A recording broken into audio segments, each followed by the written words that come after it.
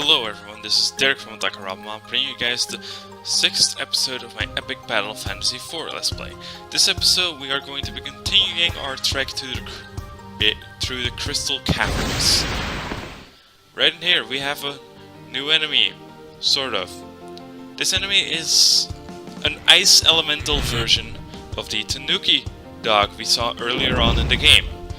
It is both less threatening and far more threatening at the same time. It is far less threatening as it can't inflict berserk on itself, it can't heal itself, but it can buff itself and its allies. And instead of inflicting the burn status effect, it inflicts the freeze status effect.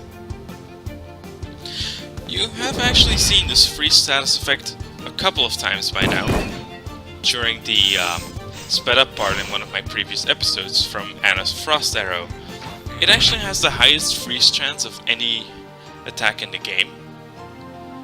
Now, the freeze status might seem obsolete since there's already the stun status effect. However, nothing could be farther from the truth. While yes,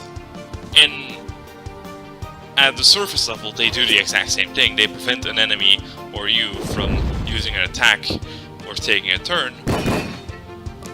the inner workings are completely different.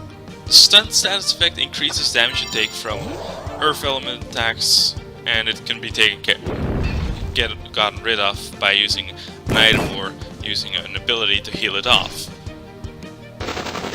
However, the freeze status effect gets taken rid of far more easily. Using any healing ability, using any healing item, even taking damage heals you from the freeze status effect. So why would you ever want the freeze status effect over the stun status effect? Simple, the first hit you take while frozen deals double damage. You can see how this can be deadly. Sure, for multi-hit attacks isn't that big of a deal, but if it's a single hit attack, imagine a limit break. Yeah, you're gonna die. Besides that, I end up leveling up a lot of my equipment here. And I equipped the Alchemist's bow to Anna. This bow is weird. It has no element, which is actually pretty strong in this game, since elemental damage, while useful, isn't useful against everything, and a lot of groups of enemies in this game tend to have very different elemental weaknesses and resistances. As a result, being able to deal a lot of non-elemental damage is very useful. However, it has the ability to inflict any status effect in the game at random. There is a couple abilities that Anna can learn that can really abuse this, mainly being Triple Shot and Arrow Rain. These abilities both hit 3 times, meaning it has 3 separate chances to proc 3 separate status effects of any type. Instant death, check. Tired, check. Freeze, check. Dispel, as you can see here. Dispel actually gets rid of any buffs your opponent may have. It's very useful to have, honestly. Though it's not that useful in the early game. Once enemies start buffing their defenses a lot and their evasion, it is incredibly useful to have. As you can see right there, Lance has tanks. He knows how to use them. It's actually pretty hilarious how a lot of his... Well, and as you can see, Lance does an absolutely retarded amount of damage at the moment. So... these enemies, they are very similar to the Flame Wraith, except that instead of... well, first of all, they are Ice element instead of Fire element. And 2, that attack causes instant death. If you thought Berserk was bad, well, have some instant death. Yeah. They aren't that tanky or that powerful, but they can inflict instant death. So you should probably watch out regardless. And besides that, they still do a lot of damage. Besides that, these icy eyeball enemies, they really are just your standard ice element enemies. They deal ice damage both physically and magically. They aren't that big of a deal, though some of their attacks can deal a decent chunk of your health.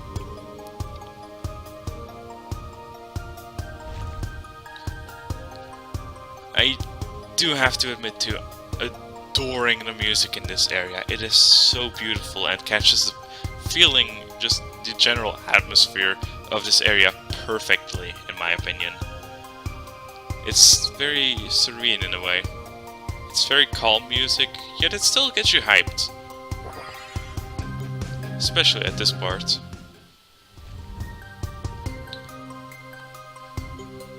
And since we since we lit all the torches, once again, 4 torches means you get treasure. Oh cool, this cavern is massive. All this ice is so pretty. I wish more people could see this. There's still tons of paths that are blocked off, and it's so dark that we wouldn't know if we were going around in circles. I wonder if you even know where you're taking us. And now Liz sneezing due to the cold. In that you can actually steal the guy's stuff, just because, why not? There's a couple more torches over here, but you can't reach them all yet. Over here's an ice puzzle. Oh look, Matt, it's your favorite pastime. This is going to be so boring. Let's just skip this one. It won't be worth it anyway. Actually, it will be worth it. I actually thought I messed up this puzzle. However, this one is extremely lenient. As in, you can basically get away with anything. Yeah, you saw me panic a little bit there. Just not really knowing what to do, and it's not that bad, however. Since you are working with both ice and normal blocks, and you can still push them everywhere, it's not that bad. And there was another one of those fossils I was talking about earlier. Now, remember that one golem enemy who kicked my ass during the sped up part? Here's 2 of them. And the music is fittingly intimidating. This specific song is called... what was it called again? I think it was called Rage of the Abandoned. It's a pretty epic song, all things considered. And that was Lance's lemon break. He takes his tank and blows it up. It's kind of ridiculous, but you know what? And there's another case of the freeze status. And here's how you cure it. Any healing item or ability will work just fine. As a result, it's really not that bad to deal with it. Assuming you don't get attacked before you actually get the chance to heal it. And that just casually one-hit me? Okay. The golem enemies really are a big threat. However, they are definitely worth killing repeatedly, since they drop an absurd amount of experience and ability points. Besides this, there is a bit of a strategy I've seen a while back during one of the speedruns of this game. Basically, the way experience in this game works is, you see those experience points you get from a battle? They actually get shared over your teammates. Now, if you were to KO all of your teammates and leave one character alive, that one character would get all of the experience points. Meaning, if you're going to try speedrunning this game, it's actually best to kill off all of your characters and give all of the EXP to one specific character. As a result, they get over-leveled like crazy and start one-hitting everything. This is a risky strategy, it will take time for you to be able to use it effectively. I don't suggest it. This is for when you really just don't have anything better to do and just want to kind of break the game. I feel like it's better to just play this game normally. It's a ton of fun either way. However, besides that, some of the areas in this game are pretty awkward due to ability point management. It's like you have to get them ahead of time or you'll be too weak to really get anywhere. And then those abilities become kind of obsolete later on. This, however, is one specific fight where I will say, if you're not prepared, yeah, good fucking luck. This is one of the toughest fights you're gonna be doing that isn't the boss fight. Remember how I said those golem enemies were tough? They ain't got nothing on the monolith class of enemies.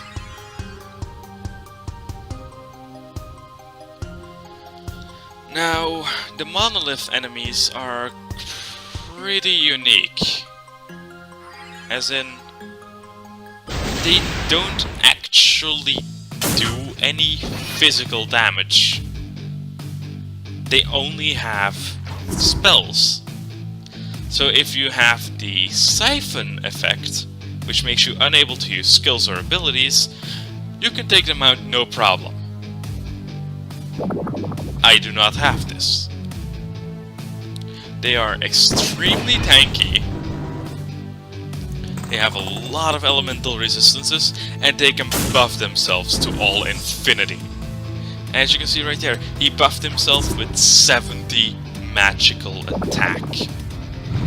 As a magical attack based enemy, you can see how this can be a problem. And you can see that he only has 2 elemental weaknesses. I actually get really lucky on this one and get the instant death status effects from the Saw Blade skill I just learned to lance. Now, the Saw Blade skill and the triple Saw Blade skill, they are a bit too random for my taste. However, they are still really powerful. Reaching up to, I think it was 230 base damage, which is some of the highest in the game. And considering it also has the chance to cause instant death, that's a pretty big deal. And even then, it does still do a sizable chunk of damage to most enemies in the game. Now, here's the real kicker. They have the ability to charge. When they charge, you have 2 options. Prepare yourself for taking a shitload of damage, or take them out before they have the chance to deal a shitload of damage. These specific ones also freeze you. That's what I mean when I say a shitload of damage. Let that sink in for a moment. Just wow. Complete obliteration. However, now you also see what happens when you actually lose all 3 of your characters. One of your characters at random gets selected and dragged out of the battle. And your 4th character comes back into the battle. As a result, you can actually you can take a risk, a bit of a gamble, and have your character in the back be a massive tank. This will make it somewhat usable as a strategy to have everyone else be glass cannons. Put them in front, have them try killing everything. If they don't kill everything, they die, your tank comes in, and you start fighting that way. This is a strategy I don't personally use, but you can make it work. And as you can see here, Lance didn't get any EXP. Yay. Great. But yeah, the monoliths do give a lot of EXP and ability points too, however. Right here I give Matt the Protect ability, and I end up giving Natalie the Barrier ability. This is necessary to complete the game, basically. Someone needs to have Protect, someone needs to have Barrier. If they don't, you just kind of lose the game. It's too useful not to have. So I want to take a part of this battle to really, well, explain the Frost Elementals here. These are, in my opinion, some of the toughest enemies in this game. Not normally speaking, however. Normally they are among the weaker enemies, honestly. For the Elementals, which are supposed to be really deadly, on normal difficulties they are probably the easiest ones to deal with, since fire element attacks are pretty common throughout your party, and everyone has a fire element weapon. Except Matt, but Matt being the only exception so far, they all have a fire element weapon. Well, I don't for Anna, but you could get it in the shop at any time you please, so. Here's the issue, however. On epic difficulty, they have the wet status effect, reducing all fire damage taken by 50%. You have a couple options here. Either you exploit one of their other weaknesses, which they really don't have many. At least none that you can exploit at this point in time. Or you just deal the reduced damage, or you try getting rid of it by using electric or ice type attacks. Ice being an obvious no-go, because, you know, they are ice elementals, so you're just gonna end up healing them. And electric probably being the better option of the two, since, well, you're going to be dealing increased damage due to their wet status effect. However, they still don't take that much extra damage from it, so it's not really worth it. As you can see, they also have an incredibly high chance of freezing your party. So if there's one ice elemental and a bunch of other enemies, it's gonna be hard, because either you take out the ice elemental first and get wailed on by all the other enemies, or you take out all the other enemies and the ice elemental is freezing you periodically, forcing you to deal with the freeze. But as you can see right there, at least you can deal with the freeze pretty easily. I mean, I just used one of the weaker party healing items in the game and it took it. It did freeze away. Now the rest of this battle really wasn't that interesting. Just introduction of the ice turtle. It's basically the same thing as the fire turtle, just ice element. And it also has a pretty high chance of freezing you once again, but it's not as big of a threat as the ice elemental. Due to the tanky nature of those enemies, I decided to cut out the rest of that battle. So, on we go. Whoa, that's a long drop. I can't even see the bottom. The guys who built these bridges must have been crazy, or just really greedy. No doubt there's plenty of valuable gems to dig up around here. Let's listen and see how long it takes to hit the bottom.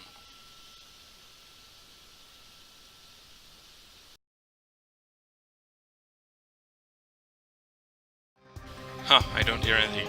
Let's go. I love that part. I think it's actually pretty funny. Anyway, we've made it quite a ways through these caverns. There's a healing area right here. So I'm going to end the episode. See you guys next time when we finish up the Crystal Caverns.